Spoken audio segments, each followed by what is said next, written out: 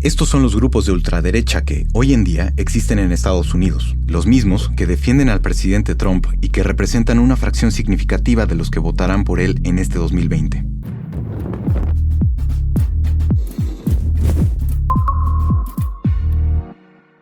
En el primer debate presidencial de esta campaña ocurrió un episodio que involucra a las asociaciones más violentas que existen hoy en Estados Unidos. Are you willing tonight to condemn white supremacists? Sure, Are you I'm willing prepared to to do specifically that, but do it? Well, go ahead, sir. I would say almost everything I see is from the left wing, not from the right wing. I'm willing to do anything. I want to see peace. Then, what do you want to call them? Give me a name. Give me a white name. Supremacists and who would white you like me to condemn? white Proud Boys? Boys?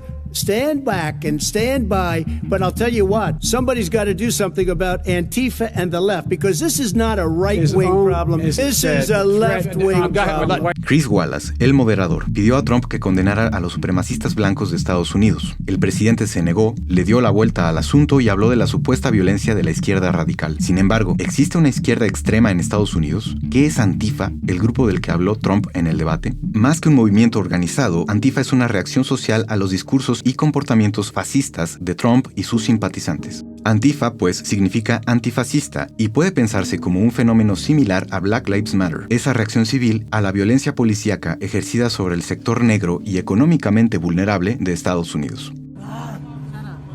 ¿Los manifestantes de Antifa o de Black Lives Matter son violentos como asegura el presidente Trump? No precisamente. Un estudio reciente del Centro de Estudios Estratégicos e Internacionales reveló que en los últimos 25 años no se han registrado asesinatos por parte de grupos antifascistas. Sin embargo, en el mismo periodo de tiempo, al menos 329 homicidios se relacionan directamente con asociaciones de extrema derecha. Ahora bien, en el debate, Trump se dirigió a los Proud Boys. Proud Boys. Stand back and stand by. ¿Qué son los Proud Boys? Ese grupo al que Trump se negó a condenar y a quienes quizá alentó sutilmente. Es complejo definir a los Proud Boys. Su pensamiento y sus objetivos llegan a ser contradictorios y difíciles de generalizar. Sin embargo, lo cierto es que se trata de un grupo de odio capaz de ejercer muchísima violencia. Los Proud Boys fueron fundados en 2016 por el activista de extrema derecha Gavin McInnes, que fue uno de los cofundadores de Vice Media. McInnes renunció a este medio en 2008 por lo que él definió como diferencias creativas. Después del debate, la directora de Vice, Nancy Dubuque, se deslindó categóricamente de Gavin McInnes. La relación que él tenía con nuestra empresa terminó en 2008. Desde hace años, Vice Media produce contenidos sumamente críticos con los grupos de extrema derecha de Estados Unidos. Desde su renuncia a Vice, McInnes ha difundido su discurso en otras plataformas. Le gusta hacer una glorificación pública de la violencia. Kill you. That's the Proud Boys in a nutshell. We will kill you. We look nice. We seem soft, but like Bill the Butcher, we will assassinate you. En 2017, McInnes dijo: "La razón por la que soy sexista es porque las mujeres son tontas. No, estoy bromeando, señoritas, pero ustedes no florecen en ciertas áreas, como la escritura". También hizo una declaración grave a The New York Times. Amo ser blanco y creo que es algo de lo que debemos sentirnos muy orgullosos. Necesitamos cerrar las fronteras ahora mismo y que todos asimilen un modo de vida occidental, blanco y angloparlante. Todo lo anterior constituye el pensamiento inicial de los Proud Boys, este grupo de extrema derecha. De acuerdo con la organización Southern Poverty Law Center, los Proud Boys exigen a los que quieran ingresar a sus filas un ritual iniciático de 3 pasos. Primero deben declarar que son chauvinistas occidentales y se rehúsan a disculparse por crear el mundo moderno, sea lo que sea que esto signifique. Después, los aspirantes deben tolerar una paliza brutal hasta que logren gritar 5 nombres de cereal. Esto, según dicen, para demostrar que pueden controlar su adrenalina. También deben renunciar a la masturbación, pues según ellos, esta medida los empujará a conocer y conquistar mujeres. Por último, deben hacerse el tatuaje distintivo de la asociación para demostrar su compromiso. Por irónico que parezca, cualquier hombre puede unirse a la fraternidad independientemente de su raza o su orientación sexual, siempre y cuando reconozca que, como dicen, los hombres blancos no son el problema. Hay una sección de este grupo integrada por mujeres, se llama Proud Boys Girls. De acuerdo con su sitio oficial de internet, sus principios son los siguientes: libertad máxima, anticorrección política, antiguerra contra las drogas, cerrar las fronteras, anticulpa racial, en pro de la libertad de expresión, en pro de la aportación de armas, glorificar al emprendedor, restaurar el espíritu de chauvinismo occidental. A pesar de esta amalgama de ideas, los Proud Boys se distinguen sobre todo por un uso sistemático y orgulloso de la violencia. Los Proud Boys han protagonizado varios altercados. Por ejemplo, aparecieron en Kalamazoo, Michigan, durante una protesta contra la violencia policial que asesinó al afroamericano George Floyd. Algunos miembros de Proud Boys pelearon a golpes con los manifestantes. En efecto, entre las ideas fundacionales de los Proud Boys está el orgullo de ser blancos. Sin embargo, lo cierto es que admiten hombres de todas las razas en sus filas. El actual líder de la organización se llama Enrique Tarrio. Se trata de un ciudadano estadounidense de ascendencia afrocubana. Los Proud Boys argumentan que todo su discurso defiende la libertad de expresión, es decir, que su actuación es un ataque legítimo a la supuesta dictadura de la corrección política. Este fenómeno, no obstante, no es el más preocupante en la vida política de Estados Unidos. Hablemos ahora de QAnon. En los últimos años, hemos visto un incremento en los grupos que difunden y asimilan teorías de la conspiración. Los antivacunas, por ejemplo, o los terraplanistas. También, en tiempos de pandemia, los que aseguran que el virus no existe o que es la fabricación maquiavélica de algún laboratorio chino.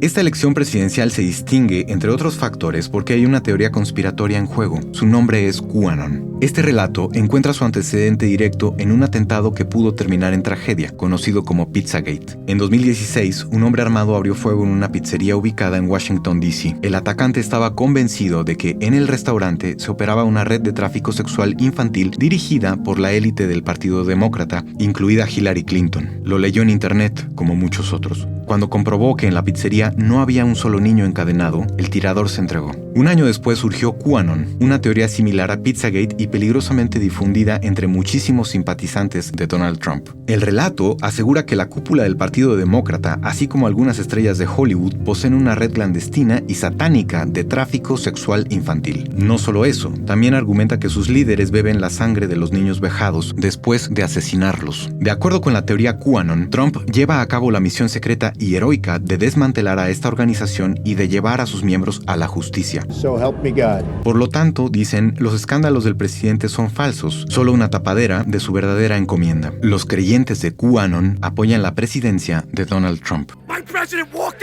El origen del relato se encuentra en un cúmulo de publicaciones disponibles en 4chan. Provienen de un usuario que se hace llamar Q y que dice ser un informante privilegiado del gobierno estadounidense. En estas publicaciones, Q escribe en un lenguaje extraño y sumamente abreviado. Su audiencia las asume como códigos encriptados que interpretan como mejor convenga. A pesar de que la teoría se difunde y comparte en plataformas digitales libres de vigilancia, redes como Twitter y Facebook han tenido que cerrar cuentas y grupos dedicados a hablar de QAnon. En Facebook también se han encontrado grupos llamados QAnon Costa Rica, QAnon en Argentina, QAnon Colombia, entre otros. Algunas de esas páginas contaban con más de 100,000 miembros. En varios mítines de Trump se ha visto a algunos de sus simpatizantes portar playeras o pancartas con la letra Q. Así, muchos de sus seguidores están convencidos de que el presidente tiene la misión secreta de salvar a miles de niños, presas de las imaginarias garras pedófilas de los demócratas. Por si fuera poco, los creyentes de QAnon están rebasando los límites de la vida civil. Marjorie Taylor Greene es una republicana que suscribe QAnon y otras teorías de la conspiración. En estas votaciones primarias, Taylor Greene ganó la elección en un distrito sumamente conservador de Georgia, lo que la perfila para un triunfo casi garantizado en la votación al Congreso que tendrá lugar en noviembre. Los creyentes de QAnon conciben esta teoría como una verdad que proviene de información alternativa a la de los medios oficiales. Es decir, para ellos, QAnon no es una noticia falsa, sino una realidad encubierta por el supuesto establishment periodístico. Finalmente, el resultado fáctico es uno y uno solo. Con el objetivo de desmantelar esa imaginaria red de demócratas pedófilos satánicos, un grupo enorme de gente votará por Donald Trump.